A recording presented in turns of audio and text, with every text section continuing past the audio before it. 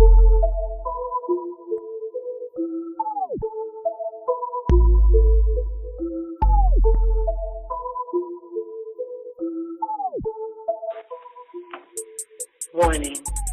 you are about to enter the BGP suite.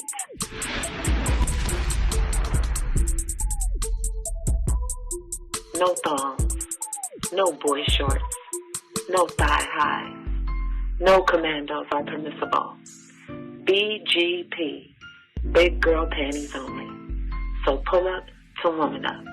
And no, please don't leave with your panties in a bunch.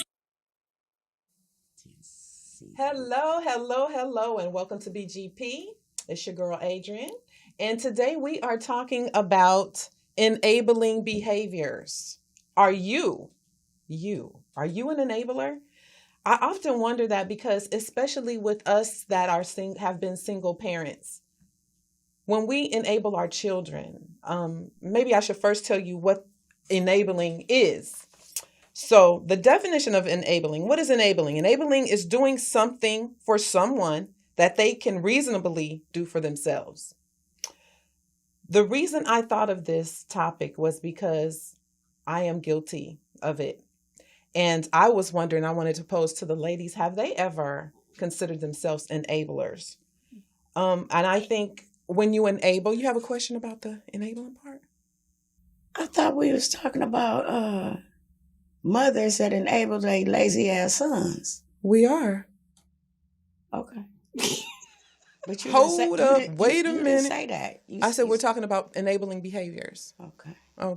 All right, go ahead. I'm sorry. That's all right. So in enabling, I said I'm guilty of that because I am a mother of a son, and the topic for me was enabling.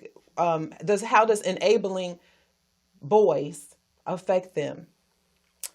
And I was going to share with you how I have enabled, because I tend to try to be transparent and share my own experiences and see if maybe those resonate for you. So sometimes what we do, especially as single parents, we tend to, I have parented out of guilt.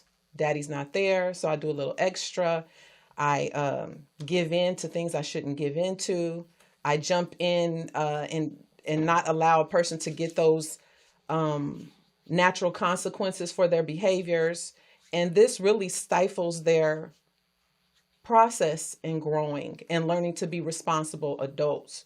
So what I have seen, even for my own son, is there's starting to be some laziness, and I have to constantly poke and prod. I think that laziness came from me enabling. So for instance, if, he has a decent job, makes decent money, but for whatever reason, every 5th of the month, I would get a telephone call. Hey, mama, let me hold something till I get paid next week. What happened? What happened to your money, son? Oh, they had these Jordans on sale. You know what I'm saying? So those enabling behaviors begin to snowball into this thing where now you got this grown ass man who does things irresponsible. So my question to you ladies, have you ever did anything that you feel, especially with your sons, I know you don't have a son, but where you felt like you've enabled them and now you're seeing the results of that? So I'd have to first pose that to Mona, since I know she has a son.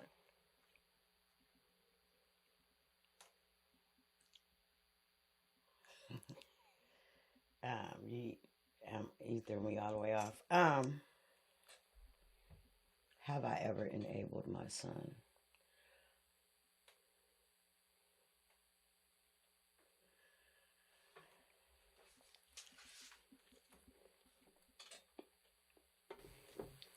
Enabling is doing things for them that they should be able to do for themselves. Reasonably, yes. Coddling them.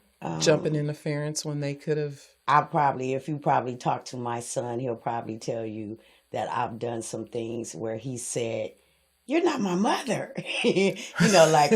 He'll fall and I'll watch him, and he'll be, his mouth will be wide open and I'll look away, and then he looks to see if I'm looking, and then he goes on about his way. As a mother, I think I've loved on my son. I think I support my son. I think I'm there for my son. I don't overstep my boundaries to help him. Of course, I'm going to support him. Of course, I'm going to bail him out. But my son is not really a irresponsible person because of life. Maybe the other things that he does in his life. But as far as getting up and going to work and handling his business, he's on that. He likes to pay the bills. He likes to be responsible for those types of things. So probably somewhere in his life, I have enabled him, because that's my baby. Yeah. And some people tend to overdo that. I talk about this often in a parenting class where, we don't mean any harm. We don't set out to set our kids up to fail by overdoing stuff for them, but it does happen. And I'm seeing, especially now, like I'm in the dating scene, that you can tell those men that have been enabled or have been coddled, or they don't reap those consequences for their behaviors, or somebody has always jumped interference. And it's not always mothers. It could be other people as well. And it's not always sons. Mm-hmm. But the reason why I thought of sons is because I see a lot of men that are okay with a woman taking care of them, or picking up the slack, or in working in a drug a place where we did drug testing, where a lot of women would actually come in and pee for their mates. I mean, that's totally not allowed, and we wouldn't allow it. But those are the kind of things, instead of letting them reap those natural consequences for their behavior, we jump interference. And it's causing them to always act as though somebody's going to do this for me. What do you think about that? Ooh, this is a loaded topic. It is. It is. I think it does happen often. I think there are some mothers that go way above and beyond when it comes to their sons, which is why I feel like some men, when they become adults, get comfortable and expect the women that they date to become their mom. Mm-hmm. And it's not a positive. It's one thing to be like, oh, you cook similar to my mom.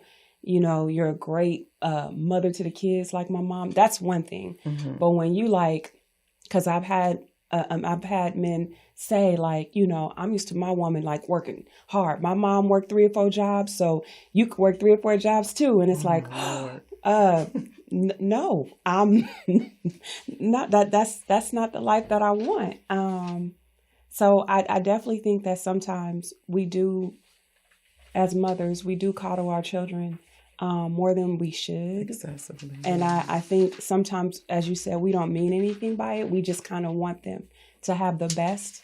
Exactly. And if we could take that, hit, we'll throw ourselves in it, to get it. No, don't get them, get me, kind of a thing. Mm-hmm. And so because we do that, when they get older, it's just kind of it could become a detriment. It could be a detriment for them right. As they become adults. And I agree. For some men, you do see it. Mm-hmm.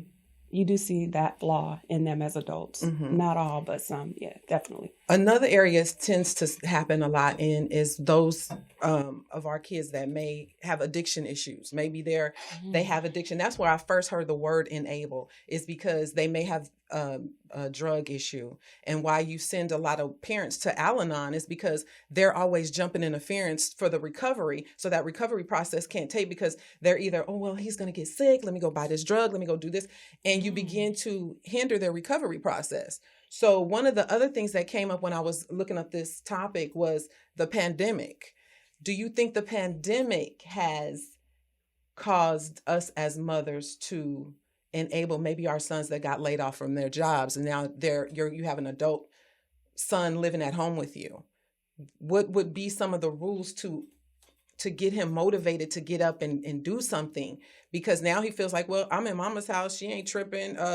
I can do basically what I want to do. What do we do to encourage and motivate them if they found themselves in that position? Okay, first of all, we have to remember that we are mothers. We are not their women. Exactly. And mothers nurture. They're maternal. They teach right and wrong. They support. They feed. But I'm not a man. Right. I don't have large amounts of testosterone. I don't have a penis.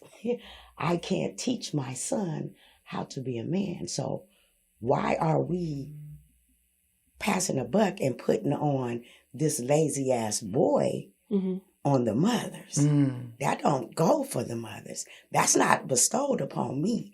That goes to his father. His father is going to teach him how to be a man. His father is going to teach him how to be responsible and how to do manly things. As far as your son losing his job, okay, we all lose jobs, but what you gonna do tomorrow? Exactly. Oh, yeah, my son did lose his job before. And I'm like, I need you to get up every day and go down there and look for a job. So he was like, well, I don't want to spend your gas money. I don't give a damn about this. Right. You know, get up every day because today might be your special day where somebody hires you. But yeah, we do have mothers that their sons can make any excuses to sit and play that PlayStation. Exactly. You know, your son got to pay some rent. Your son got to pay some bills. We don't answer the phone and say, your son is not here for the little girls. Right. You know, Right. Mona's in this room and now here come Neisha knocking on the door. Mama gonna open the door and let Neisha in. Because that's not my business. You need to handle your business. Exactly. So there is a lot of things that we do as mothers, like we're worried about them not speaking to us if we say something to them that they don't like. You know, screw that. I'm mama. I'm the parent. You're going to get this work. You're going to listen to this advice. But at the end of the day, that's on daddy. Ding, ding, ding, ding, ding. I need you to come over here and handle this because that's not my job. Right. And what if, because you bring up a very valid point that that's daddy's job. What if you do call him and it's just not in him. He does not have the skills. He's not a good example. Him himself has not had the best example as a father. So it still ends up a lot of it falling on you. So the only crime that a single mother would have in this instance was choosing the wrong father for her son. But at the end of the day, if he's going to be a lazy ass son, that falls on that father. And if that father cares about his legacy, if that father cares about his namesake, and most of the time they want a junior. Yes. This is my boy. Yes. This is my homie. Yes. Then he needs to step his game up. Right. Because like we always say, once you have a child, your life ain't your own. And you got this little person that looks like you and me that needs some guidance, and you need to step up to the plate regardless of if you and the mama is getting along or not. Because see, I'm not the type of mother that withholds their children. I only got one. Yes, I don't withhold my son from his daddy. Right. I'm even like, hey, your daddy here, and he playing sleep. Oh my gosh. You better wake up. You know, I'm the mother that get the bags ready. Get the bags ready. But I will go the extra mile to buy a gift for his father for Father's Day or birthday with my money. Right. Until he got old enough to do it for himself. But I encourage that man on man time because I can't do it. I can't teach him that. Yes. Yeah. Yes. So to go back to your question, I'm going to say, because again, I've seen it. If I had a son, right, and he lost his job due to the pandemic, which a lot of people did, I would strongly encourage him to, you know, start applying, start trying to work on getting another job. That would be my thing. He would not be allowed to just kick it all day, every day, while I'm going out there into the world and working. Like that would not be acceptable. We would definitely have that discussion. There will definitely be a plan in play on what's your next move. Deadlines. And so that you can move forward and continue on being that productive adult that you were raised to be. I think that a lot of times you have mothers who don't do that, who are very protective of their sons, who allow them to stay home. I mean, we clown and we laugh at this, but I'm sure we've had discussions with our girlfriends where some have said, like, I know somebody that live in their mama's basement. I know somebody that, you know, been living with their mom since high school, and they now 50. They never left the house. They talk shit about women. They date, but they never leave a mama house. They stand right there with mama. Like I've known those stories. I've seen it happen in real life. And for me, those are enablers that I would take issue with, because as we all know, each day we get older And there's gonna come a time when mama not gonna be there. Mhm. Then So what you true. what you gonna do? So true. And while you were saying that, it made me think of us women out here that are dating these men, and then we hear these conversations that they are living with their mom. Is Mhm. that a immediate deal breaker or a red flag for you if you are having conversation with a man and he tells you, yeah, he shares it very matter of factly with no shame at all that he's still living with his mom. And it's not Automatic. because she's an invalid or sick or anything, but that's just It's you know what? It depends on the situation. Mm-hmm. It really does. It depends on the situation. If something happened, he has to start over. Because I know some men that when they go through divorce, they really have to start from scratch and start Yes. over. And so, they can always go home to their parents and start over and rebuild. So if that's his story, I respect it and I have no problem with it, Mhm. right? Mhm. As long as you got a plan for eventually making your next move where you're not going to be living there forever, Right. I'm cool with it. But if you're just the one that's just like, yeah, I'm never leaving. This is it. And whoever I date, they coming in too. Like Right. this is it for me. Like then no, that for me, I would have to decline. Because a lot of times what happens is it becomes a pattern. Like the mother enabled, and then he gets with this girl who also enables, and he ends up just to be nothing, just a sorry ass dude. So, enabling can really, especially when it starts off very young. When you don't set boundaries for your children and they don't have consequences for their behaviors, it can start off so early. So, anything. I think that as far as children living with their mothers, I think you should always have a place where your child can come back Absolutely. home. Like Neisha says, people fall on hard times or what have you. He's gonna work. Mm-hmm. He's gonna pay some Mhm. bills. Like I Mhm. said, he's not going to have a pity party because when I leave out the door, everybody got to leave out That's the door. right. We are all able-bodied people here. Mhm. And I think here, that's where we start to enable him. No, you got to get up and go. If he's home and he's responsible and he's following the rules and regulations of the household, and he's sometimes in these times, they need to stack their money, like Yes. Nisha's saying, get up off their feet. And I totally agree. I'm all for Mhm. that. Yes. See, we tend to push our kids out into Way the too world soon. before they're even ready Mhm. mentally or financially, and then when they mess up, we talk about them. So Yeah. yeah. And it appears too that other cultures do where they allow the kids to stay home much longer, whereas a lot of times a lot of my friends out here, as soon as he 18, he up out of Oh, yeah. here. Mhm. And they're not prepared. They ain't got no kind of skills. Mhm. And especially if they come from a single mother, Mhm. there's still some men stuff that they're lacking for going out in the world. So, it's a tough place to be. I always want to help, but sometimes is my helping hindering? You know what I mean? I want to know there's a cutoff. And so what I have started to do is put boundaries in place. Look, I'm gonna look out for you. You my son. I got you. But there's boundaries in place. No, and when I say no, don't go call my mama. You know what I mean? I need you to know that the rule is you got to do it yourself, baby. And I think once that was forced and put into place, and he knew I meant business, Mhm. things start changing. And see, Yeah. sometimes when they know they got it, Mhm. like you said, they'll go get them Jordans. Yeah, Right. exactly. They'll go get that gold chain. Yes. They'll go whatever they do, throw some money at some strippers, and Right. then Right. mama gonna say, Yeah, "Yeah, she Right. got yeah." you. So you definitely have to set some boundaries. My son knows I'm his mama. I'm not his friend. That's right. That's so, right. And Yeah. Nisha we joke and talk and do all kind of stuff together. But there's a point Yeah. where he knows he doesn't cross the line. I think it's very important for us when our children, especially our boys, get in trouble that we ask them, "What you gonna do?" Yeah. That's it. What is your plan? What's your next move? Mhm. And let him speak that verbally without interjecting Yes. or giving your opinion, Mhm. and then ask him, "So what if that doesn't happen? What's your plan B?" I asked my son something one day, and he was like, "Well, forget it then.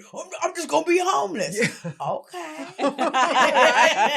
Right. Because you gotta let them work it out, and they feel better, and they feel more manly when Yes, they they work it do. out. Yes, Okay, they so do. now when your plan B doesn't work, son, what else you got? Mhm. And as he begins to verbalize this to you, then you can interject. Sometimes we be like, oh, hell no, that's not going to work. You need to do A, B, C, D, E, F, G. We take over. Yeah. We don't want to emasculate them. Yes. As mothers trying to help our sons. But yeah, you gotta let them fall. You gotta let them do what they're supposed to do. Yeah. And I think, go ahead. I'm sorry. I'm sorry. Go ahead. I was going to say that's the that comes with good parenting, because like I know that when I've had to make some tough decisions, I always run it by my parents, always first. And I know that when it comes to like my mom, she could be more of the emotional one. Don't do that. Da, da, da, da, da, da. But my dad would be like, hold on, what's your plan? What's your next move? And if that don't work, what you doing next? So you sure you got it?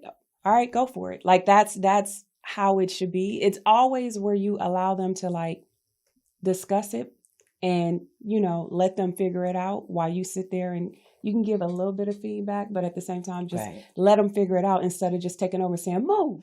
I'll do it. I got it. Move. Yes. You can't do shit. And just take up, because there are some people that do that. They be like, I do it. You can't do shit. And then they just get comfortable. Like, well, you got it. Then go.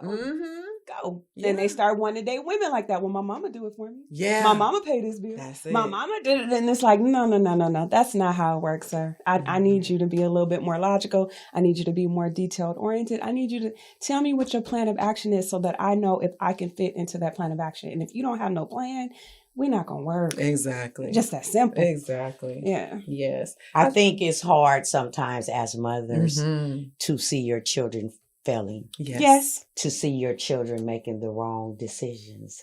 To see your children, especially your boys, being used or heartbroken by women or some little young girl that could really be your homegirl. She wasn't your son's girl. Right. She wanted the coldest. You know what I'm saying, in the game. But as a mother, you feel some type of way when you think that somebody is playing your child, and it's hard to step back and not say nothing. And, you know, I got a big old mouth. And my mouth keep me in trouble. So that's when I kind of lean on a friend, and I call Neisha up and go outside and be cussing my ass off. Right. But like, in the face of my son, you know, I'm out of it, you know, until he comes and asks me, you know, that advice. So it's very hard on mothers because we love our sons. We do. And we don't mean any harm. It's just that we got to know that doing too much can cause a problem. So we have to have those healthy boundaries in place.